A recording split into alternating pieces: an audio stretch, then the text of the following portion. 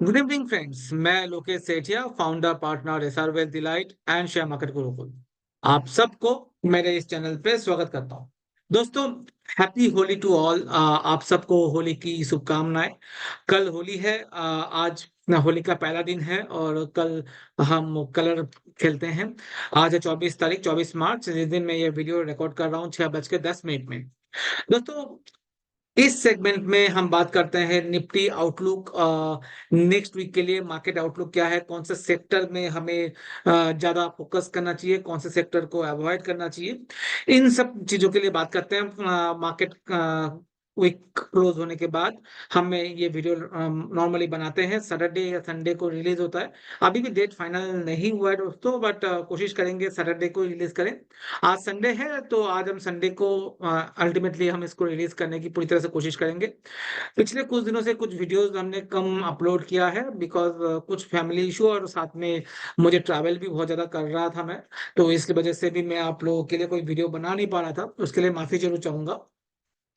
तो आज से वापिस शुरू करते हैं और थर्सडे को लाइव सेशन भी करेंगे। लास्ट थर्सडे को हम मिल नहीं पाए थे। मैंने अपडेट जरूर किया था मैं आऊंगा, बट फैमिली इशू के लिए मुझे इमिडिएटली कहीं जाना पड़ा। तो उसके लिए मैं माफी चाहूंगा। तो दोस्तों, देखते हैं क्या चल रहा है मार्केट में। अगर आप पहली बार मेरे साथ जुड़ रहे हो और मेरा ये मेहनत आपको अच्छा लग रहा है, आपको समझ में आ रहा है किस तरह से मार्केट पार्टिसिपेशन में या मार्केट में हम प्रॉफिट बना पाएंगे या नहीं बना पाएंगे, अगर मेरा कंटेंट आपको अच्छा लग रहा है तो हमारे इस चैनल को सब्सक्राइब जरूर कीजिएगा। तो मैं स्क्रीन शेयर कर लेता हूं दोस्तों और देखते हैं क्या चल रहा है मार्केट पे। तो मैंने सबसे पहले जो चार्ट खोला है दोस्तों वो है यूएसडी का। तो आप देखोगे यूएसडी में एक ना लास्ट फ्राइडे को एक बहुत जबरदस्त मूव आया है। डॉलर जो अपना इंडियन रुपीज है उसमें थोड़ा सा गिरावट आई है। डॉलर थोड़ा सा बड़ा है। 0.4% का मूव एक ही दिन में आया है और ये अच्छी बात नहीं है इंडियन मार्केट के लिए। तो इसलिए मैंने सबसे पहले ये खोला है। नॉर्मली क्या है, नॉर्मली तो कोई दिक्कत नहीं है। जिस तरह से मार्केट चल रहा है हमें लगता है 23,000 23,500 आने वाले 1 डेढ़ महीने के अंदर आ सकता है। बट ये जो मूव अचानक से आया है और अपने हाईज के एकदम पास आ गया है। डॉलर्स यूएस डॉलर जो है अपने रुपी के अपने लो लेवल पे आ चुका है एक्चुअली। तो ये जो है ये थोड़ा सा सिग्नल थोड़ा सा खराब दे रहा है। तो इस पे थोड़ा सा नजर हम ट्यूसडे के दिन रखेंगे और कल के दिन भी रखेंगे अगर खुला रहता है तो। दूसरा, ग्लोबल मार्केट में देखोगे तो क्रूड ऑयल अपना जो 80 का लेवल है, 84 का लेवल है, उसको अभी भी बना के रखा हुआ है। 85 84 के लेवल पे चल रहा है, अपने हाई लेवल पे चल रहा है। इसको 83 81 2 के नीचे आना चाहिए था, बट अभी भी इसमें बड़ा कोई मूव डाउन साइड में नहीं दिखा रहा। तो एक ये कंसर्न, दूसरा कंसर्न भी हमें दिख रहा है क्रूड ऑयल में, जिसका आरएस भी जो है 60 के ऊपर ट्रेड कर रहा है। क्रूड ऑयल जो है 85 में ट्रेड कर रहा है। तो ये एक और नेगेटिव हमें दिख रहा है। तो दो नेगेटिव हो गए दोस्तों। तीसरा नेगेटिव की अगर बात करूं मैं, अभी मैं स्टार्टिंग नेगेटिव से कर रहा हूँ तो आपको थोड़ा सा समझ में आएगा। तीसरा नेगेटिव की मैं बात करूं, वो है डॉलर इंडेक्स। वो भी 104 104.5 के करीब है। तो ये जो है ना, ये भी अभी थोड़ा सा दिक्कत दे रहा है। वो 105 के करीब जा रहा है। अगर 105 से निकल जाता है तो इंडियन मार्केट बन नहीं पाएगा एटलीस्ट। टूटे ना टूटे, बनने में दिक्कत आएगी। तो तीन जगह पे ग्लोबल सिनारियो में इंडियन मार्केट में थोड़ा सा दिक्कत दिख रहा है। पहला चीज है यूएस जो है यूएसडी आईएनआर, वो कमजोर हो रहा है। हमारा डॉलर, हमारा जो रुपी है वो कमजोर हो रहा है डॉलर के मुकाबले। दूसरा, ब्रेंट क्रूड भी 84 85 के लेवल में अच्छा खासा सपोर्ट लेके ऊपर की तरफ ही जाने की कोशिश कर रहा है। तो ये भी एक थोड़ा सा नेगेटिव है। प्लस तीसरा, डॉलर इंडेक्स जो है यहाँ पर भी थोड़ा सा एक इशू मुझे फील हो रहा है। तो तीनों कैटेगरी में अगर देखोगे तो अभी ग्लोबल मार्केट से मुझे बड़ा कोई संकेत नहीं दिख रहा अपसाइड के लिए, हमारे मार्केट के लिए। डाउनसाइड जरूर खींच सकता है। तो थोड़ा सा कॉशियस व्यू में हम नेक्स्ट वीक जा रहे हैं, नंबर वन। तो ये तो था। अगर आप देखोगे तो समझ आपको प्लान उस तरह से करके चलना पड़ेगा जहां पर आपको लगता है। तो आपको ये थोड़ा सा कॉशियस व्यू जो लेके चलना पड़ेगा।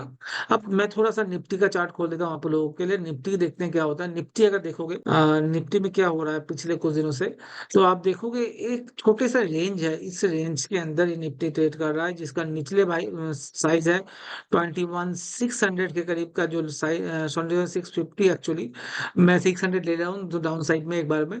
तो 21,600 डाउन साइड में है निफ्टी में, और अपर डायरेक्शन में 22,200 है, ये वाला 175 है टू बी प्रिसाइज, बट 22,200 इसकी रीच बीच में ट्रेड कर रहा है। और अभी जब तक ये जो एरिया है, रेड लाइन जो है, मतलब 22,200 जो है, इसके ऊपर निफ्टी ट्रेड करना स्टार्ट नहीं करेगा, तब तक कोई बड़ा मूव नहीं आएगा। और हमें लगता है 21,800 नेक्स्ट वीक के लिए जो सब एरिया है, 21,800 से लेके 22,200 के अंदर मार्केट ट्रेड करना चाहिए। किसी वजह से अगर कोई भी लेवल टूटता है 21,800 या 22,200, वहां से 500 पॉइंट का मूव अप साइड या डाउन साइड आपको आते हुए दिखेगा। 500 मूव अप या डाउन साइड में आपको आते हुए दिख सकता है। अब वो तो देखना पड़ेगा कौन से साइड में आएगा। या 22,200 के ऊपर निकलता है तो हमें 22,600 22,700 तक का मूव हमें एक ही वीक में निफ्टी में आते हुए दिख सकता है। अगर किसी वजह से 21,800 टूटता है इस बार, तो हमें 21,400 से लेके 21,200 तक का मूव डाउन साइड में भी आते हुए दिख सकता है। तो दोनों साइड में इस बार मार्केट ओपन है। एक साइड में हम बात नहीं कर सकते, क्योंकि बाहर से, ग्लोबल मार्केट से संकेत ज्यादा क्लैरिटी से हमारे पास नहीं आ रहा। जो थोड़ा सा भी आ रहा है वो नेगेटिव आ रहा है। तो ये एक डाउन साइड रिस्क इस वीक के लिए हमें लेके चलना पड़ेगा। अब हम चलते हैं दोस्तों, एक बार देखते हैं क्या चल रहा है सेक्टर वाइज, कौन सा सेक्टर में कैसा परफॉर्मेंस चल रहा है, जिसके लिए हम थर्सडे और मार्केट क्लोज होने के बाद, वीकली क्लोज होने के बाद हम ये वाला बनाते हैं वीडियो। इंडेक्स में चलते हैं, इंडेक्स में देखते हैं। तो सबसे पहले हम रियलिटी इंडेक्स को चेक करते हैं। तो रियलिटी इंडेक्स बहुत अच्छा लग रहा है। आप लोगों को याद हो, रियलिटी में मैं बहुत ज्यादा बुलिश हूँ। और 400 के पॉइंट से हम बात कर रहे हैं, 400 से 870 हो गया है पिछले 6-8 महीने में। अगर मैं वीकली चार्ट पे दिखाऊं आपको, तो आपको ज्यादा क्लैरिटी आएगी। वीकली चार्ट पे देखो, ये जो हमने यहाँ पर एक ब्रेकआउट दिया था, इस जगह से एक ब्रेकआउट बनाया था हमने, उसके बाद जो ये ब्रेकआउट हुआ है वो कंटिन्यूअस अप मूव है। लास्ट टू लास्ट वीक में करेक्शन आपको आते हुए दिखा। अब वो करेक्शन कंप्लीट होके वापिस ये स्टॉक ऊपर की तरफ जाने लगे हैं। रियलिटी इंडेक्स ऊपर की तरफ जाते हुए दिख रहे हैं। तो आप देखोगे शोभा, शोभा का आप चार्ट खोल लीजिए। मैं यहाँ पर खोल देता हूँ आपको नेक्स्ट चार्ट पे, या डीएलएफ खोल लीजिए, दो हमारे फेवरेट स्टॉक्स हैं। आप देखिए किस तरह से मूव आपको एक ही वीक में आपको 1230-40 से 1470 का मूव आपको एक ही वीक में अंदर 250 पॉइंट का मूव आपको शोभा में आते हुए दिखा है। वैसे ही अगर आप डीएलएफ देखोगे, डीएलएफ का चार्ट खोल के देखते हैं हम लोग, तो डीएलएफ, ये दोनों स्टॉक आपके रडार में होना चाहिए आने वाले टाइम पे। ये भी बहुत अच्छा लग रहा है। सेम थिंग डीएलएफ 810 815 आके वापिस 865 हो चुका है। तो ये दोनों स्टॉक और भी जो प्रेस्टीज स्टेट हो, गोदरेज हो, आप दूसरे ओबरॉय रियल्टी हो, आप वो भी चेक कर सकते हो। सारे स्टॉक अच्छे लग रहे हैं मुझे। मुझे जो फेवरेट रहा है वो डीएलएफ और शोभा लगता है। और ये दो स्टॉक बहुत अच्छा आउट परफॉर्म करके दिखाया है, अगर आप ध्यान से देखा जाए। अब हम चलते हैं। तो आप रियलिटी स्टॉक में ये दो स्टॉक अच्छा लग ही रहा है, और ये इंडेक्स अच्छा लग रहा है। वापिस 920 930 की तरफ जाएगा, और उसके बाद 1000 की तरफ भी ये इंडेक्स जाने के लिए तैयार हो रहा है। क्योंकि जब रियलिटी सेक्टर में बूम आता है, वो 6 महीने के लिए नहीं आता दोस्तों, वो कम से कम 5 7 8 साल का मूव है। वहां पर अभी 6 महीने ही निकले हैं। तो अभी भी इसमें बहुत ज्यादा जान बाकी है, आपको इसमें ध्यान रखना चाहिए। नेक्स्ट है ऑटो। ऑटो सेक्टर भी कंटिन्यूअस अप मूव आपको दिखेगा। अगर वीकली चार्ट पे आप देखोगे, तो कहीं पे भी कोई करेक्शन आपको देखने को नहीं मिलेगा। Last week to last week में अगर आप देखोगे, एक छोटा सा करेक्शन जरूर आया था, बट वो इस वीक में पूरा का पूरा ऑलमोस्ट कवर अप हो चुका है। तो ऑटो सेक्टर में ध्यान रखें। ऑटो सेक्टर में एक अच्छा खासा स्ट्रक्चरल अप मूव आपको देखने को मिल रहा है। और ये अप मूव मुझे लगता है आपको कंटिन्यूअस लेके रखना चाहिए। और कंटिन्यूअस अप मूव में आप देखोगे, तो अब यहाँ देखोगे 16,000 के लेवल से कंटिन्यूअस ये चल रहा है। बीच बीच में जरूर डाउन साइड आया है, बट ये डाउन साइड एक लेने का मौका आपको देता है इस जगह पे। तो इसमें आपको कंटिन्यूअस बने रहना चाहिए। जो स्टॉक मुझे अच्छा लग रहा है, उसमें से सबसे अच्छा जो स्टॉक लग रहा है वो है मारुति। अगर आप मारुति का चार्ट देखो, अपने लाइफ टाइम हाई के करीब ट्रेड कर रहा है। मारुति सुजुकी का आप चार्ट देखोगे, तो कंटिन्यूअस आप कहीं से भी कोई करेक्शन आपको स्टॉक पे आते हुए नहीं दिख रहा और ये कंटिन्यूअस एक अप मूव चैनल में ट्रेड कर रहा है। तो मारुति एक मुझे लगता है 14,000 15,000 के लेवल तक जाने के लिए तैयार हो रहा है आने वाले 3-4 महीने के अंदर। तो मारुति में आपको ध्यान रखना चाहिए एंड प्लस टाटा मोटर्स को आप ध्यान रख सकते हो। ये दो स्टॉक हमें अच्छा लग रहा है। टू व्हीलर में मुझे hero MotoCorp, Bajaj auto and TVS तीनों अच्छे लग रहे हैं। तो ये पांचों स्टॉक एक आउट परफॉर्मेंस है लास्ट 6 महीने में और कंटिन्यूअस आउट परफॉर्मेंस जारी है। तो अभी भी आपको स्टॉक में ध्यान रखना चाहिए। तीसरा जो सेक्टर है वो है health care sector. Health care sector में अभी भी इतना कोई बड़ा मूव आते हुए नहीं दिख रहा है। अभी छोटा सा करेक्शन जो फेज आया है, इसमें एक दो स्टॉक है जो मुझे बहुत अच्छा लगता है। नाम मैं लेना चाहूंगा सन फार्मा और एक और स्टॉक है जाइडस लाइफ साइंस। तो जाइडस का चार्ट देख लेते हैं तो आप देखोगे जाइडस में क्या हो रहा है। जाइडस लाइफ साइंस का अगर आप चार्ट देखोगे, बेहतरीन अप मूव, कंटिन्यूअस ये मूव 500 रुपए से जो मूव आया है 430 440 से, वो कंटिन्यूअस चल रहा है। तो ये जो मूव है, आपको इसको क्रैक करना चाहिए और आपको लेके रखना चाहिए। तो आप आराम से डबल कर सकते थे प्रॉफिट और यहाँ से भी मुझे ये स्टॉक 1200 के लेवल पे आते हुए दिख रहा है। तो दोस्तों, जो भी स्टॉक का डिस्कशन मैं यहाँ पर कर रहा हूँ वो सिर्फ एजुकेशनल पर्पस के लिए है। प्लीज आप अपना पैसा अगर लगा रहे हो या निकाल रहे हो मार्केट में, सिर्फ मेरी बात से नहीं कीजिएगा। आप अपना खुद का रिसर्च या अपने एडवाइजर से जरूर बात कीजिएगा पहले इन्वेस्ट करने से पहले। ये जस्ट मुझे लग रहा है, मैं वही फीलिंग आप लोगों के साथ शेयर कर रहा हूँ। बट क्योंकि प्रॉफिट लॉस आपका है, तो पैसा आपका है, तो आप थोड़ा सा अपना खुद का रिसर्च कीजिए या अपने दोस्तों से या अपने रिश्तेदारों से या अपने एडवाइजर से जरूर बात कीजिए जो एक्सपर्ट है मार्केट में। उनसे बात करके ही आगे आप अपना प्लान बनाइए इन्वेस्टमेंट का। तीसरा जो सेक्टर है मेटल सेक्टर है, मीडिया सेक्टर है। ये सेक्टर मुझे अभी एकदम भी पसंद नहीं आ रहा। तो मीडिया सेक्टर में बहुत वैल्यूएशन सस्ता जरूर हो गया है, बट अभी भी इस सेक्टर कहीं से भी आउट परफॉर्मेंस नहीं दिखा रहा। तो इस सेक्टर को प्योरली अवॉइड करके चलेंगे या जो शॉर्ट करके चलते हैं फ्यूचर ऑप्शन में, वहां पर इसमें इस सेक्टर को शॉर्ट करके भी आप चल सकते हो। जैसे मैंने हेल्थ केयर की बात की, फार्मा में वैसे ही है। फार्मा भी अच्छा लग रहा है। थोड़ा बहुत ज्यादा शेयर अच्छे नहीं लग रहे, बट एक दो शेयर मुझे बहुत अच्छे लग रहे हैं फार्मा में, जैसे बात कर ली। नेक्स्ट कैटेगरी है निफ्टी इंडियन कंजम्पशन स्टोरी। ये बहुत बेहतरीन मुबारक है इस क्षेत्र में। तो आपको ध्यान रखना चाहिए, टाटा कंज्यूमर हो या घड़ी बेचने वाली कंपनी, मैं रोलेक्स रिंग नहीं, सॉरी मैं नाम भूल रहा हूँ अभी। घड़ी बेचने वाली कंपनी का नाम क्या था, अब मैं आप वापस याद आएगा तो मैं जरूर बताऊंगा।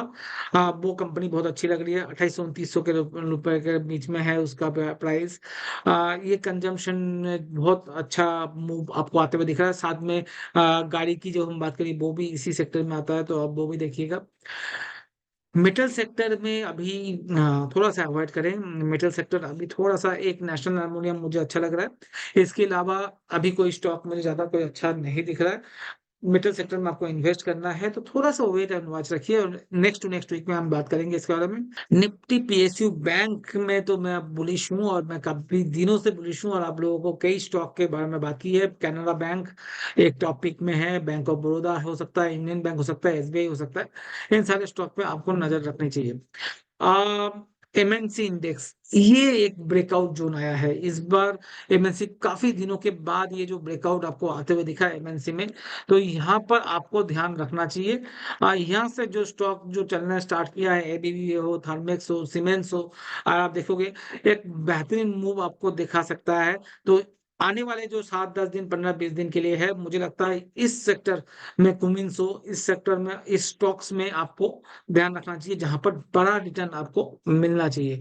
आपका एनालिसिस इस सेक्टर के ऊपर ज्यादा होना चाहिए। तो अभी के लिए जो एनालिसिस होगा, अभी जो मैं समझ में आया, अगर मैं रैंकिंग करूं, पहला है रियल्टी, दूसरा है एमएनसी, तीसरा है ऑटो, चौथा है पीएसयू बैंक। तो इस तरह से रैंकिंग कीजिए। पहला स्टॉक, अगर एक ही स्टॉक लेना है तो हमें एमएनसी में लेना है, दो स्टॉक लेना है तो रियल्टी ऐड कीजिए, तीसरा स्टॉक लेना है तो ऑटो ऐड कीजिए, चौथा स्टॉक लेना है तो पीएसयू बैंक भी ऐड कर सकते हैं। एफएमसीजी सेक्टर मुझे ज्यादा कोई अच्छा लग नहीं रहा, तो इसमें थोड़ा सा अवॉइड करके चलें। अभी कुछ नहीं है। इंफ्रास्ट्रक्चर सेक्टर में कुछ कुछ स्टॉक्स हैं जो अच्छा लग रहा है, तो थोड़ा सा ध्यान रखना पड़ेगा इस सेक्टर में। मूव ठीक है, बट अभी भी ऐसा कोई बड़ा मूव आपको इस नेक्स्ट वीक में आते हुए शायद ही दिखेगा। सेम कॉमोडिटीज में भी है, जैसे मेटल की हमने बात की है।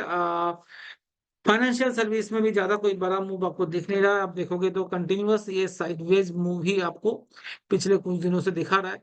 तो साइडवेज में तो अभी अपना हाथ लगाना कोई जरूरी नहीं है। फाइनेंशियल सेक्टर को आप अवॉइड करके चल सकते हैं आने वाले 7-10 दिनों में। नेक्स्ट वीक नेक्स्ट स्टॉक्स है कंजम्पशन कंज्यूमर ड्यूरेबल भी अवॉइड कीजिए, एफएमसीजी की तरह ही है। इसको भी अवॉइड कीजिए। प्राइवेट बैंक को भी अवॉइड करना है। प्राइवेट बैंक तो हमने 3 साल से अवॉइड करके रखा हुआ है। पीएससी को अभी थोड़ा सा अवॉइड कीजिए। फाइनेंशियल सर्विस हमने बात कर ली है, अवॉइड करने के लिए बात की है। बैंकिंग में तो अच्छा लग रहा है, बैंक इंडेक्स आप लेके काम कर सकते हो, बट नेक्स्ट अप्रैल मंथ के लिए। एनर्जी सेक्टर में भी कोई ज्यादा मूव इस वीक के लिए नहीं दिख रहा अभी। एंड ना ही ऑयल एंड गैस, ना ही सर्विस सेक्टर, ना ही आईटी। तो आईटी में शॉर्ट करके चल सकते हैं। तो दो शॉर्ट की कैंडिडेट हो गया, आईटी और मीडिया। और 3 लॉन्ग के मेनली लेके चलिए। एक है पीएससी, एक है एमएनसी सेक्टर, एमएनसी स्टॉक्स, दूसरा है रियल्टी स्टॉक्स, तीसरा है ऑटो, चौथा है पीएसयू बैंक।